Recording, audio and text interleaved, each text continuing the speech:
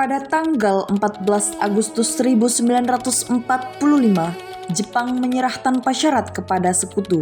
Berita tentang kekalahan tersebut sangat dirahasiakan oleh Jepang. Bahkan, semua stasiun radio disegel oleh Jepang. Tapi ternyata siaran tersebut tertangkap di Indonesia dan Sultan Syahrir mendengarnya.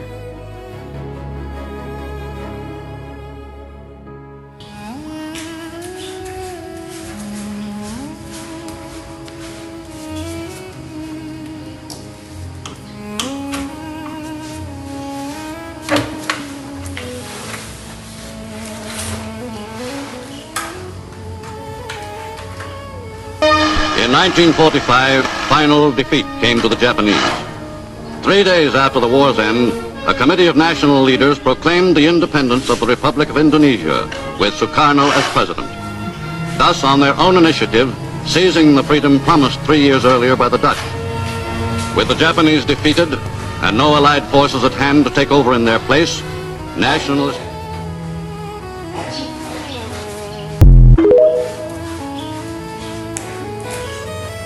Sore hari setelah mendengar berita kekalahan Jepang, Sultan Syahrir dan para pemuda mengadakan rapat di Jakarta. Assalamualaikum semuanya. Waalaikumsalam. Wahai saudara-saudaraku, saya mendapatkan berita bahagia bahwasanya Jepang telah menyerahkan Sekutu kepada kita semua. Jadi, saya mendengarkannya di radio BBC London. Oleh karena itu, Indonesia telah melepaskan kekuasaan. Apakah berita itu sudah pasti, Syahrir? Sudah, karena saya mendengarkannya dari radio BBC. Benar, jangan sampai Sekutu menjajah kita lagi. Kita harus bisa Bung Karno sekarang juga untuk merdeka.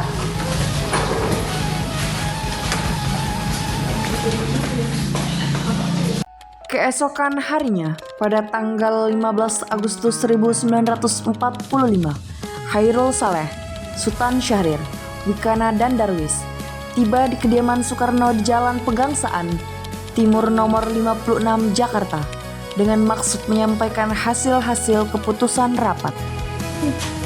Bung Karno, ada maksud apa kalian di sini? saya mau menyampaikan sesuatu. Duduk. Bung Karno, ayo umumkan kemerdekaan malam ini juga karena Jepang sudah runtuh. Kita jadi biasa gegabah. Urusan sidang harus lewat PPKI. Begini Bung, saya telah mendengarkan berita bahwasanya Jepang telah menyerahkan Sekutu. Saya mendengarkannya di berita BBC London. Belum begitu, seharusnya kita memproklamasikan kemerdekaan dalam PPKI karena PPKI merupakan badan yang mengurus kemerdekaan. Karena masing-masing mempertahankan pendapatnya, keempat golongan muda tersebut berpamitan kepada Bung Karno. Mereka bergegas meninggalkan kediaman Bung Karno dengan wajah kesal.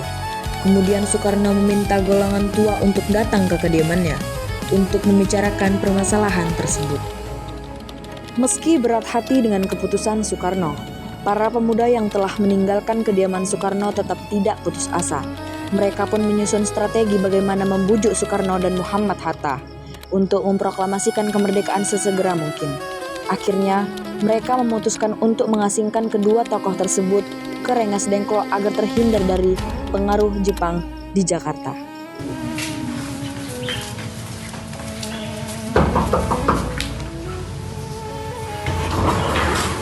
Ada apa kalian di sini? Bung Karno, ayo ikut bersama kami bersama Ibu Fatmawati. Baiklah, biarkan kami bersiap dahulu.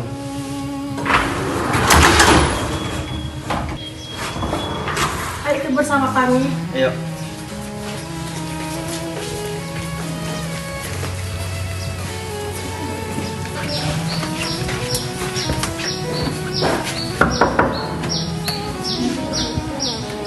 Ada apa kalian kemari? Maaf, ayo ikut kami.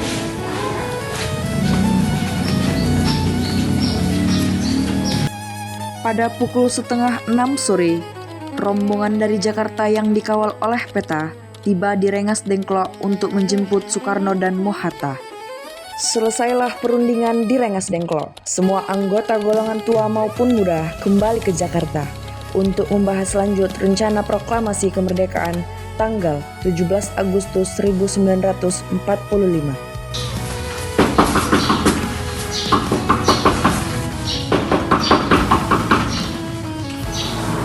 Maaf telah mengganggu waktu Anda malam ini. Kami membutuhkan tempat untuk membahas kemerdekaan. Kalau begitu, tenang saja. Saya akan menjamin keselamatan kalian saat berada di rumah saya. Silakan masuk.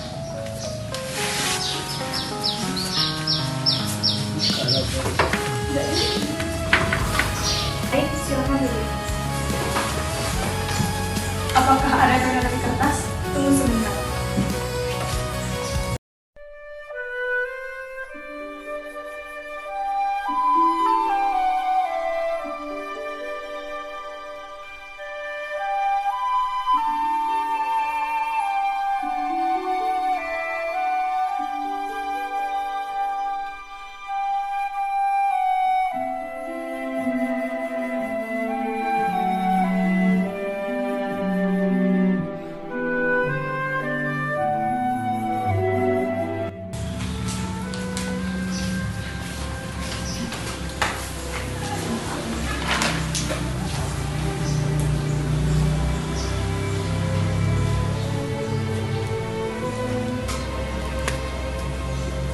Bagaimana menandatangani naskah ini?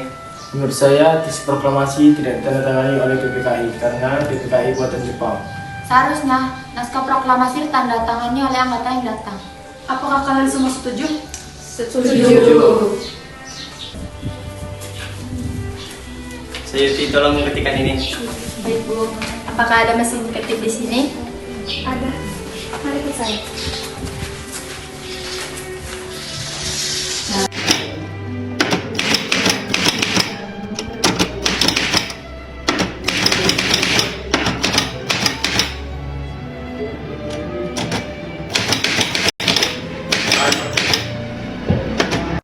Setelah usai perundingan di rumah Laksana Maedah, Soekarno pulang dan disambut oleh istri tercinta.